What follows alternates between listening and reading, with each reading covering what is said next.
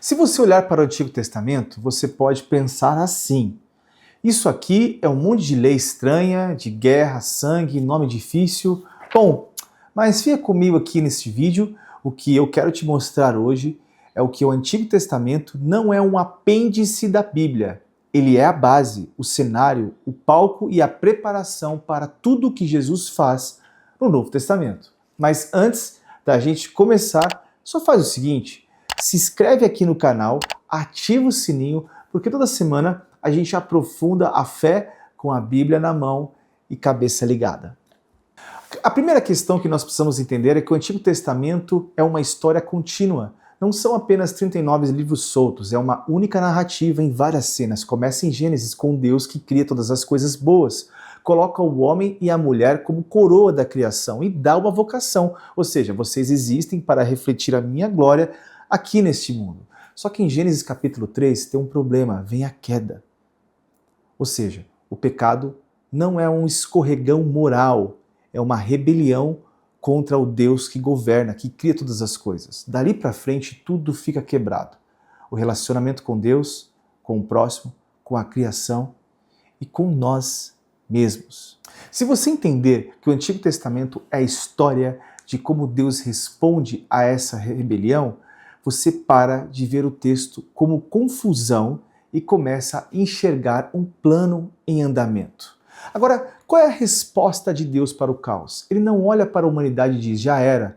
Ele chama um homem chamado Abraão. Em Gênesis capítulo 12, Deus faz uma promessa que é o coração no Antigo Testamento. Em ti serão benditas todas as famílias da terra, ou seja, Deus escolhe um povo, Israel, não para ser panelinha espiritual, mas para ser um canal de bênção para todas as nações. Daí você começa a entender por que tanto foco em Israel. Porque a partir desse povo viria o Messias, o Rei, o Salvador.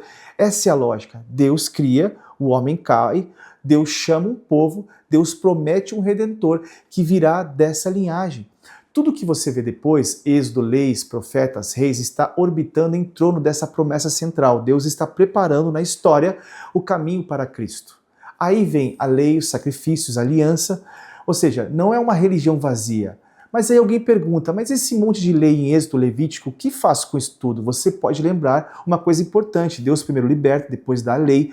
O povo não sai do Egito porque o povo obedeceu. O povo obedece porque foi tirado do Egito. A lei não é escada para subir até Deus. A lei é o padrão de vida de um povo que já foi alcançado pela graça. Ela mostra que Deus é santo, justo, diferente de todos os ídolos das nações. E os sacrifícios? Não são um jeitinho de manipular Deus, é uma pedagogia. Cada animal, cada sangue derramado era um lembrete duro. Ou seja, o pecado merece morte. E só há perdão quando alguém inocente ocupa o lugar do culpado. O Antigo Testamento, com toda a sua estrutura de culto, está o tempo todo dizendo, olha, vocês precisam de um sacrifício perfeito, definitivo, que vocês mesmos não podem oferecer. Então, gente, é por isso que quando Jesus aparece, João Batista aponta e diz, eis o Cordeiro de Deus, que tira o pecado do mundo. Aí nós vemos a quarta questão. Nós temos os reis, os profetas, o fracasso humano e a fidelidade de Deus, certo? Vamos lá. Então, assim, quando Israel entra em terra, nós temos os juízes, depois os reis. Então nós temos Davi, Salomão, o reino dividido, a idolatria, a injustiça. O Antigo Testamento, ele não mascara a falha do povo de Deus. Eu acho que isso que é muito legal na Bíblia, sabe? Porque os reis que deveriam governar debaixo da vontade do Senhor, em grande parte, eles falham. Isso mostra uma coisa muito importante. Nenhum líder humano, nenhum, é capaz de trazer o reino perfeito de Deus. Então Deus então ele levanta os profetas. Eles não são previsores de um futuro de WhatsApp. Eles são porta-vozes da aliança. Eles denunciam o pecado. Eles chamam ao arrependimento e, ao mesmo tempo, apontam para o futuro. Vai vir um rei diferente, um servo sofredor. Alguém cheio do Espírito que vai restaurar o povo. Isaías fala desse servo que leva sobre si as nossas iniquidades. Miqueias, por exemplo, fala de um governante que viria de Belém. Jeremias, por exemplo, ele fala de uma nova aliança escrita no coração. Você consegue perceber? O Antigo Testamento é um grande anúncio, ou seja, Os homens falham, mas Deus não volta atrás na sua promessa. Mas tem um momento de tensão, é o fio vermelho que nós chamamos, né? Jesus no centro da história.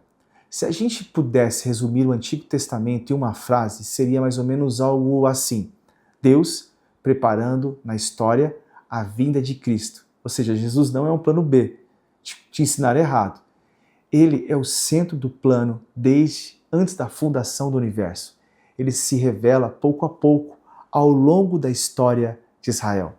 Então foi por isso que quando ele ressuscita em Lucas 24, ele diz aos discípulos que Moisés, os profetas e os salmos falavam dele. Ou seja, o Antigo Testamento inteiro aponta para Cristo. A criação mostra o que Deus revela. A queda mostra o problema que só Ele resolve. A lei mostra a justiça que só Ele cumpre. Os sacrifícios apontam para o sangue que só Ele derrama. Os reis falham, apontam para o Rei perfeito, que é Cristo. Os profetas anunciam a salvação que Ele realiza. Quando você lê o Antigo Testamento com essa lente, ele não se torna apenas mais um livro antigo e distante. É a história do Deus soberano conduzindo tudo no tempo certo para que a graça apareça em carne e osso, na excelência em Cristo. Bom, mas preste atenção, não vá embora ainda do vídeo.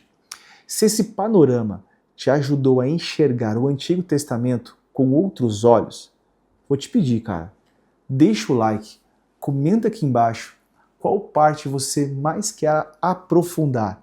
A lei, os profetas, os salmos, as alianças. E se você ainda não fez isso, se inscreva no meu canal, ative o sininho, porque a nossa intenção é justamente essa: unir a profundidade bíblica com uma linguagem acessível para formar uma geração que não negocia a fé. Porque quando você conhece a história desse Deus, você entende o propósito do Senhor na sua vida. Uma vez um historiador me falou o seguinte: a história é a sua pedagoga ou a nossa coveira. Quem conhece a história não tende ao fracasso. Compreende o que Deus quer fazer no presente e no futuro. Espero você no meu próximo vídeo.